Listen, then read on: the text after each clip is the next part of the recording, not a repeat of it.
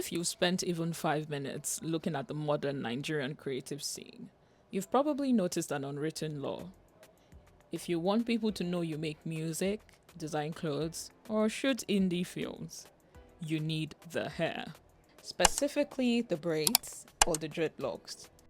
It is the official uniform of the Nigerian Alté scene and the Unilag creative department.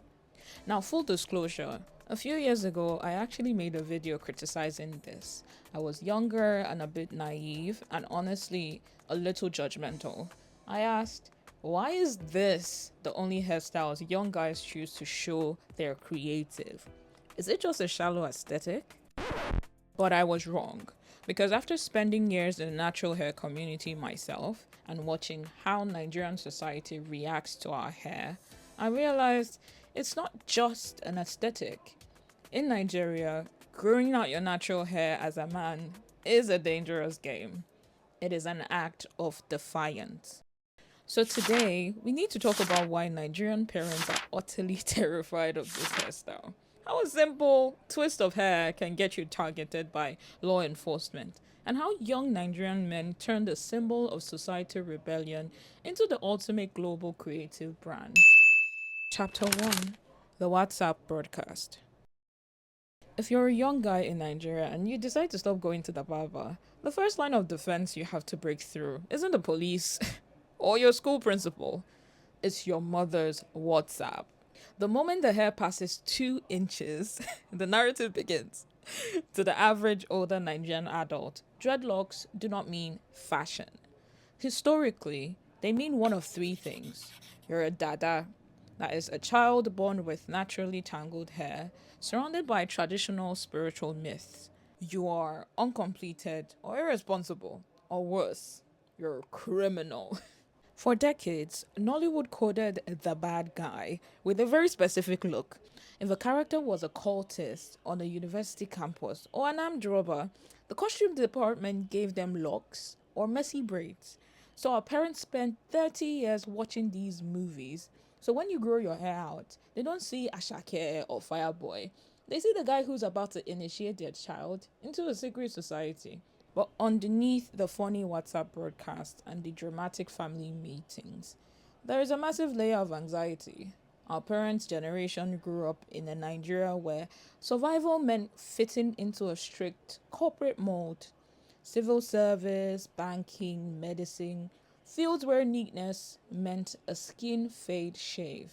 To them, unconventional hair means you're choosing poverty. Will you get out of this place? You stink with poverty. But for the Gen Z and millennial creatives coming out of spaces like Unilag, poverty wasn't the threat was erasure. Chapter 2: The Unilag Rebellion. To understand why every upcoming artist in Nigeria seems to share a single barber, we have to look at the breeding ground for this entire aesthetic: Nigerian university campuses. Specifically Unilag, the University of Lagos, because that's where I went and I have first-hand experience about what I saw there. If you're a student at a Nigerian university, you quickly realize that the rules are designed to make everyone look exactly the same. Skin fades for the boys, low cuts or standard weaves for the girls. It's part of the broader respectability politics ingrained in the education system. But around 2016 and 2017, a shift happened. A new wave of music, fashion, and art started brewing in Lagos, spearheaded by Gen Z and young millennials. This was the birth of the Alté scene.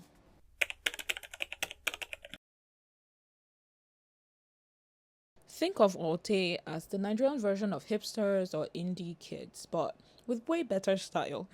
It started as a counterculture movement of kids who didn't want to fit into the typical corporate or ultra glamorous Nigerian mold. These creatives completely rejected the standard clean-cut Nollywood Afrobeats look of the early 2010s. They embraced the thrifted vintage clothing, skater culture, cyberpunk aesthetics, and most importantly, protective hairstyles. So, growing out your locks and twisting your hair and embracing natural Nigerian hairstyles became the ultimate badge of honor. It was a visual code that said, I'm not a corporate robot, I am an artist. And because the Alté scene became incredibly influential, the look trickled down. Fast forward to today, and if you're a young guy trying to break into music, photography, or tech, growing locks isn't just a style choice anymore. It's marketing. It immediately communicates to your peers that you're a part of a creative class. But here's where the plot thickens. What started out as an artistic rebellion inside university walls quickly collided with the harsh reality of Nigerian streets. Because outside of campus, that visual code doesn't mean creative. To the authorities, it means target. Chapter 3: The Cost of Expression. When you're a young man in Nigeria, the space between being praised as a creative genius and being treated like a criminal is exactly the length of your hair. For years, the reality of walking down the street in Lagos, Abuja, or Port Harcourt with locks, twists, or braids meant playing a high stakes game with law enforcement. During the height of the SARS era, police profiling followed a very specific checklist. Instead of protecting citizens, SARS became infamous for illegal detentions, extortions, and violence against young Nigerians. In 2020, it sparked the historic global hashtag #EndSARS protest, leading to the unit being officially dissolved, though the systemic culture of police profiling still lingers today.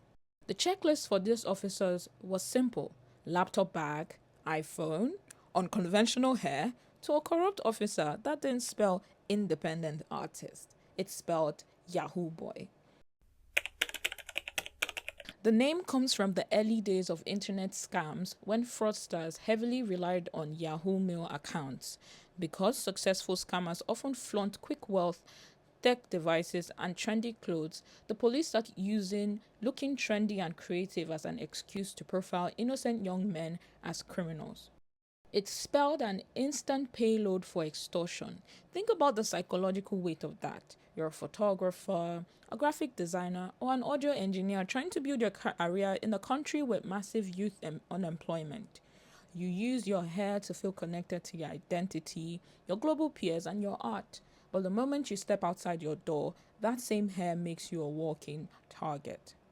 This is where my younger self completely missed the mark in that old video. I examined the topic from a shallow point of view, wondering why these creatives did not choose from a wide range of protective hairstyles in expressing themselves.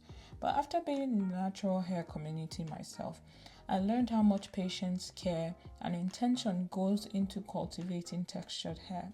For those guys, keeping their hair natural and locked isn't lazy, it's an investment. Choosing to grow your hair despite the lectures from your parents, the threats from university lecturers, and the literal danger of police profiling isn't a superficial fashion statement. It is a quiet daily act of resilience. They aren't just wearing a hairstyle, they are reclaiming their right to exist exactly as they are.